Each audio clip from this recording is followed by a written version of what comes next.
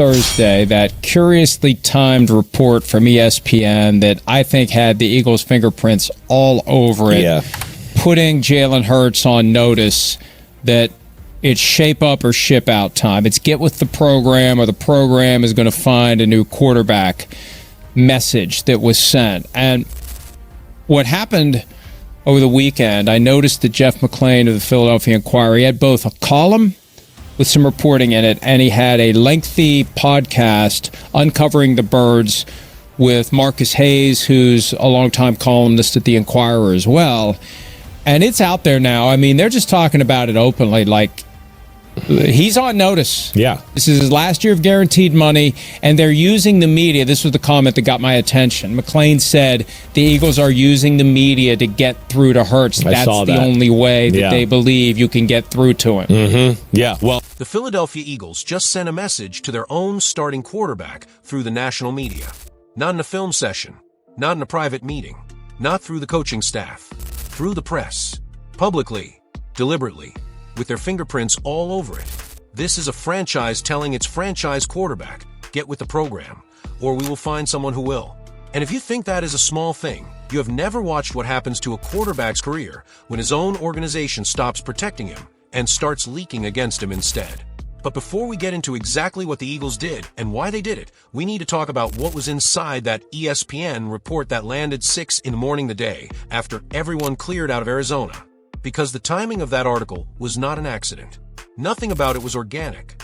And the details buried inside it reveal just how serious this situation has become. Plus, we are going to expose the fact that no experienced offensive coordinator in the entire NFL wanted the job of working with Jalen Hurts. Not one.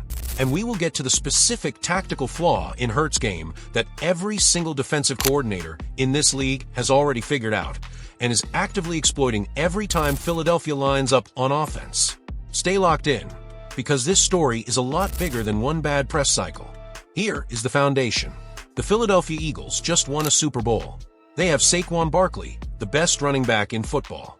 They have A.J. Brown and Devonta Smith, arguably the most talented wide receiver duo in the NFC. They have an elite offensive line. They have legitimate tight end weapons.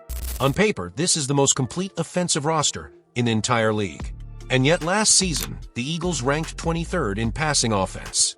23rd, with that roster. That is not bad luck. That is not injuries. That is not scheme. That is a quarterback who is actively limiting what one of the most talented offenses ever assembled is capable of producing. And it gets worse. The year before, the Super Bowl year, Philadelphia won the championship with the worst passing offense in the history of any team to ever win a Super Bowl. 29th in the league.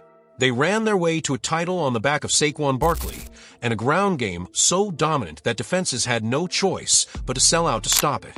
And it worked. But here is the problem. The rest of the NFL is not stupid. They watched that Super Bowl. They studied that film. And they made an adjustment. And the moment teams started taking away the run game and forcing Jalen Hurts to beat them through the air, the Eagles' offense exposed exactly what it has always been when Hurts has to play quarterback in the traditional sense of the word. And that brings us to the specific issue that is at the center of everything happening in Philadelphia right now. We will get to that in a moment, because first you need to understand just how bad the communication breakdown between Hurts and the Eagles organization has reportedly become. Now here is where it gets really interesting. I think, yes, they've exhausted words. I think we've all heard that through the last year, year and a half, 2 years since you've been hearing me talk about this, right? I think these are all the little inklings you're hearing behind the scenes. Hey, we'd like to run the play this way. He runs it the way he wants to. Hey, we'd like to do these shifts and motions. Nah, I want nothing, right? We'd like to get underneath center. Nah, we're going to stay in the shotgun. So it's obviously communication's been very hard. And I think that's where the team is pulling their hair out.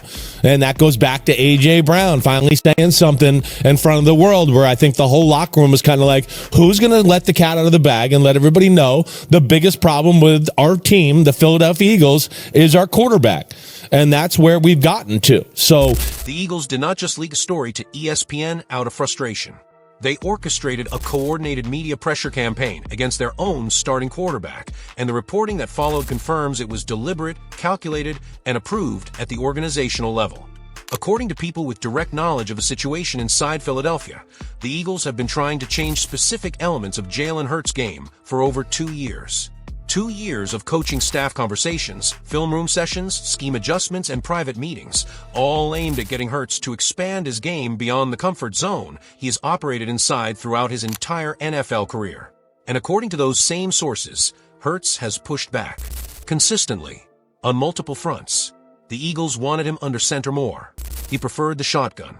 The Eagles wanted shifts and motions built into the offensive structure, the McVay-style elements that create pre-snap chaos and open up the passing game by attacking defenses before the ball is even snapped. Hurts resisted. The Eagles wanted more play action, the tactical weapon that every elite offense in the modern NFL uses as a foundation, and Hurts did not want to run it. 2 years. Same conversation. Same resistance. And a front office that eventually concluded there was only one remaining lever they had not yet pulled: the media. Here is why the play-action issue matters so much, because some viewers might wonder why it is such a big deal that a quarterback prefers the shotgun over running play fakes. Let me tell you exactly why it matters and why every defensive coordinator in the league is celebrating the fact that Hurts refuses to do it. Play-action is not just a trick play. Is one of the most powerful tactical tools in offensive football because it exploits the one thing that every great defense is trained to do: read and react to run game keys. When a quarterback fakes a handoff to Saquon Barkley, the best running back in the league, and every linebacker and safety in that stadium has been conditioned to respect that run threat, those defenders take one step toward the line of scrimmage. One step. That is all it takes. Because in that split second, Devonta Smith and A.J. Brown are already clearing their routes behind a defense that has just moved the wrong direction. And by the time those defenders recover, the ball is already in the air and Philadelphia's receivers are already gone. That is the play that Philadelphia's offense is missing completely. That is the tactical advantage that every other elite offense in the NFL is weaponizing every single week. And the Eagles are leaving it entirely on the table because their quarterback does not want to turn his back to the defense and reacquire his read after the fake. And opponents have noticed. The first Super Bowl loss to Kansas City was a masterclass in how to exploit this exact limitation. The Chiefs blitzed Hurts on first down situations that no defensive coordinator would ever blitz against a quarterback who could audible, check out of plays, and punish you for bringing extra pressure. They did it because they had watched the film. They had identified that Hurts does not make those adjustments at the line of scrimmage. They knew he was going to run the play that was called regardless of what the defense showed him. So they showed him the most aggressive looks imaginable, and he ran right into them. If you are a defensive coordinator preparing for Philadelphia, and you know that Jalen Hurts will not check out of plays at the line, will not run play action, will not go under center, and struggles to process and react to complex defensive looks in real time, your game plan practically writes itself. You take away the run. You force him to be a traditional pocket quarterback. And you watch the 23rd ranked passing offense in the league try to beat you through the air with a quarterback who has never consistently demonstrated the ability to do it. That is the reality the Eagles are living inside right now. And that is the reality that finally pushed this organization to go public. Now, let us talk about the offensive coordinator situation, because this detail should absolutely terrify Eagles fans and is the clearest possible sign of how deep this problem actually runs. The Eagles had an opening at offensive coordinator, a premier job on paper, an all-star roster, a Super Bowl contending team, a franchise that just won a championship. This should have been the most coveted offensive coordinator vacancy in the NFL. Experienced play callers lined up around the block to get a shot at running an offense that features Saquon Barkley, A.J. Brown, Devonta Smith, and an elite offensive line. Instead, nobody wanted it. Experienced offensive minds came down to Philadelphia, sat through meetings, heard what the job actually required, and walked away. They went to lesser teams. They took jobs with worse rosters in worse markets with less talent and less chance of winning. They chose those situations over Philadelphia. And the Eagles ended up hiring Sean Mannion, a man who has been a quarterback coach for 2 years and has never called plays at the NFL level, as their 5th offensive coordinator in 5 seasons. Let that number sit with you. 5 offensive coordinators in 5 years. On a roster this talented, that is not bad luck with hiring. That is an environment so difficult to operate in that experienced professionals are actively choosing to avoid it. And the reason experienced coordinators walked away is the same reason the Eagles went to the media.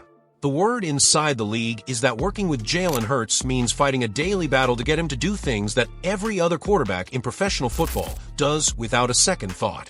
The resistance to scheme, the unwillingness to expand his game, the communication breakdown between player and coaching staff that reportedly makes installing any new system an exercise in frustration. Now, and here is where Gridiron Insights plants its flag. Let us be honest about what Jalen Hurts actually is and what he is capable of becoming. Hurts is not a bad quarterback. He is not a backup pretending to be a starter. He has legitimate weapons as a runner and decision-maker inside the zone read and RPO concepts that are built around his strengths. When defenses respect what he can do with his legs and stay honest against the run, he is genuinely difficult to defend. He has won games in this league. He has won a Super Bowl in this league. Those facts are real, and they matter. But here is the truth that the Eagles front office has clearly arrived at, and that the media campaign is designed to force Hurts to confront. Being good inside your comfort zone is not enough anymore. The league has solved the Eagles' offense when it stays within Hurts' limitations. Multiple coordinators saw the film and decided the situation was not fixable. A.J. Brown, one of the most gifted receivers in football, went public with his frustration in a way that suggests the locker room has reached a breaking point. And the organization itself has concluded that the only remaining option is public pressure. This is 2025. This is the last year of fully guaranteed money. This is the moment that defines whether Jalen Hurts grows into the quarterback this roster deserves, or whether Philadelphia starts making very different plans for 2026. The message has been sent. Publicly, loudly, unmistakably. Now the only question that matters is whether Jalen Hurts answers it. Here is where this stands. The Eagles tried private conversations for 2 years and got nowhere. They tried scheme adjustments and got resistance. They tried hiring coordinator after coordinator and could not get experienced play callers to take a job. And now they have gone to the media, their last remaining lever, to tell Jalen Hurts publicly what they apparently could not get through to him privately. My prediction, Hurts shows enough improvement in the first half of 2025 to keep this situation from exploding, but the Eagles use the offseason of 2026 to quietly begin exploring their options at the position if the passing offense cannot consistently rank in the top 15. If you want to follow every development in this Eagles situation as it unfolds, hit that subscribe button right now. And drop a comment below. Do you think Jalen Hurts can actually make the adjustments the Eagles need? Or is this roster too talented to keep waiting on him to figure it out? This is Gridiron Insights. We'll see you in the next one.